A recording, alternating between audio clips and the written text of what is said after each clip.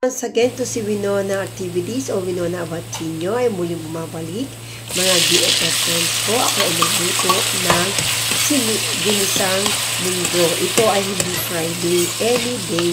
Actually, sa kalendarya, makakain mo to every Friday lang. So, sa akin, kahit hindi Friday, basta gusto ko ng munggo, anytime pwede ko ito lutuin. Ayan, nagsahog po ako ng chicharon. Actually, masarap ang chicharon. Kung wala naman chicharon, pwedeng hipon o baboy. Pero sa akin, mas mabilis na yung chicharon dahil baboy naman siya. Kaya lang, pinadry lang.